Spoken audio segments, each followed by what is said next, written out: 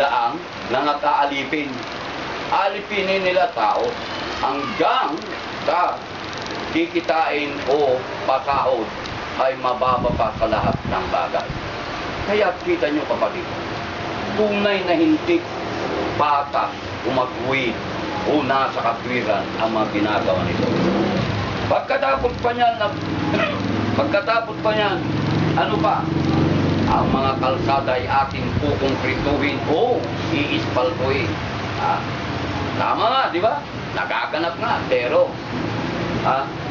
gawa Lunes, sira Martes. Walang matatag. Gumagawa nga ito, pero sabi nga po, hindi nagtatagal. At lalong-lalo na, ito yung mga mangmang na wari bagay, yung kamangmangan nila sa pagtirang, tinitignan nila sa anyo.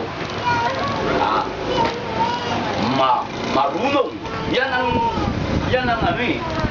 Yan ang nakikita sa marami na hinihirang. Marunong siya. Ikalawa, mayaman.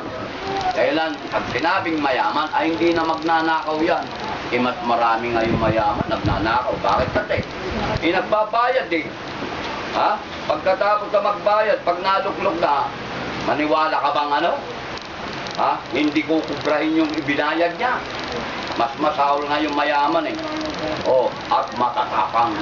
Ibig sabihin, itong mga ito, ang katangian ng ika nga maluluklok, ang hinahanap naman ng marami. Datapwat, kalimitan, nangatatayan tayo.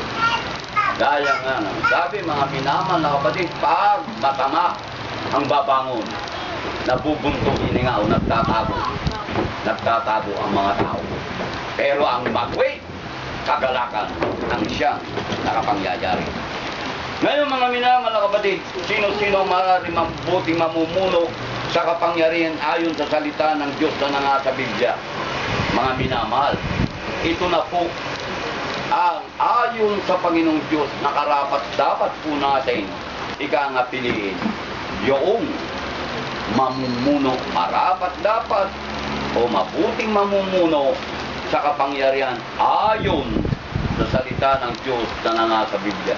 Ang Ama ngayon, papatabayan tayo, bibigyan tayo ng konkretong katangian, karapat dapat na maluklok. Ayon po kay Propeta Samuel, mga minaman na kapatid, ganito po ang ating matutunghayan dito.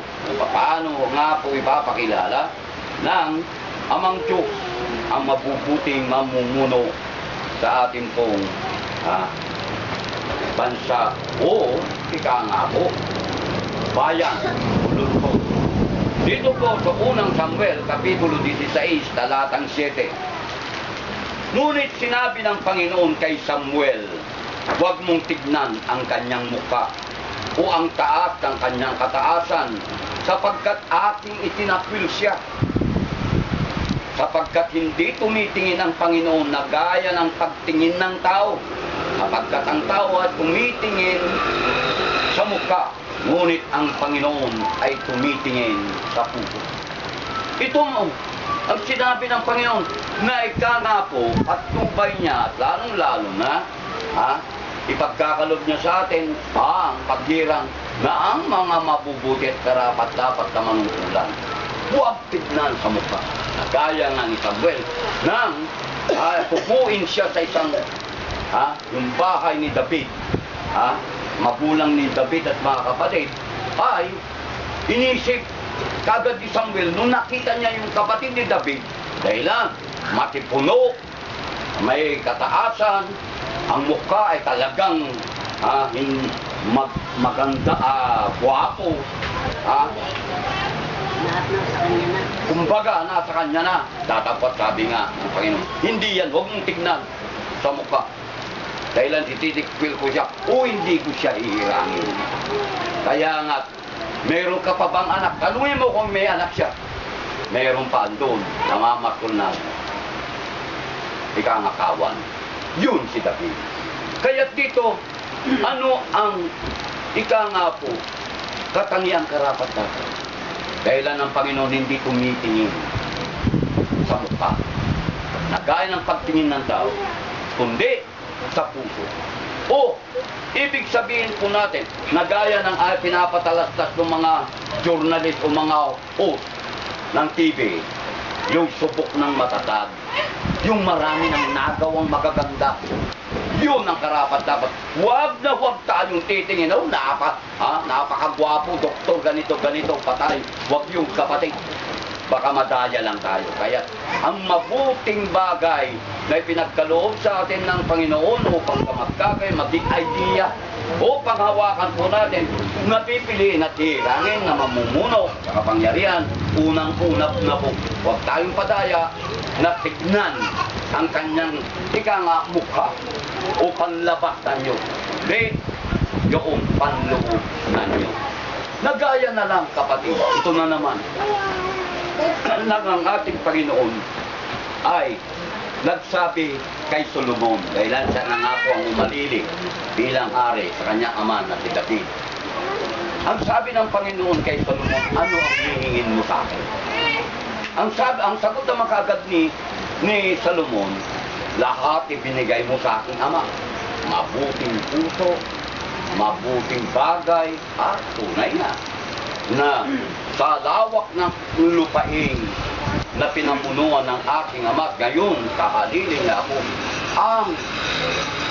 kung paano na mabuting puso ang ipinagkaloob mo sa aking ama, ako ang hihilingin ko sa iyo. Ika ay ang matalino. Karunungan. Tingnan nyo, kapatid. Ang iniling ni Solomon kung paano ang kanyang ama na ipinagkaloob ng ama yung mabuting puso, siya naman matalinong puso o tunay na nakakaunawang puso at karunungan. Sabi nga ng Panginoon, nagulat, unang-una pa lang nagulat na sa hiniling ni Haring Solomon sa Panginoon. Kailan kalimitan, nahihingin ng tao, nagaya nga po ng ating na nababasa, yung battle in the genie o yung genie sa bote. Pagkalabas, ano sasabihin ng hini? Humiling ka ng 3 pagkakalugos. Kalimitan sasabihin ng mga tao ulit, kayamanan, kapangyarihan, at lalong-lalo na walang kamatayan. Ganyan din ang sinabi ng ating Panginoong Kristo at Panginoong Diyos kay Solomon. Kalimitan nito ang pero ikaw, iba ang iyong iniling. Mapag-unawa o matalinong puso at karunungan. Yun din naman ang aking gagamitin nila. Sa lawak ng lupain aking pamamahalaan. Kaya dito, hindi man hiniling, sabi ng Panginoong Diyos, ang kayamanan at kapangyarihan, ipagkakaloob ko rin kayo. Kaya dito, kapatid, ano ang nakita nga kay Haring Solomon noong hatulan niya ang dalawang ina na umaangkin sa isang bata? Kita mo, yun ang matalinong puso. Kaya nga, meron pang kakatuwang hiling ng isang tao. Sabi niya, lumabas, nung nakakita si may genie, inalis niya, lumabas yung genie. Ang hiling ng tao, sabi niya, bibigyan kita ng isang kahilingan at magagawa. Humiling. Ibakla yung humihiling. Pagandahin mo ako. Sabi, di ba? Yun ang kahilingan niya. Pagandahin mo ako. Ibakla eh. Pagandahin mo ako. Anong sabi nung genie? Buksan mo ng bote. Bakit? Papasok na ako. Hindi niya kaya. Hindi niya kaya eh. Wala sa tamang kahilingan. Kaya ito, biro lang para matuwa naman tayo. Kaya kita nyo kung ang dapat hirangin, ang nakarapat dapat sa kakapangyarihan, kapamahalan, kapatid, yung tunay na may matalinong puso, karunungan. Gaya na lang ni Haring David, ito pa po ang isang katangiang mabubuting mamumuno sa kapangyarihan o kapamahalan. Gaya ni David, nang siya ay magkasala. Paano nga ba naman magkasala si David? Nung makita niya si Bathsheba asawa ni Uriah, Kapitan Uriah.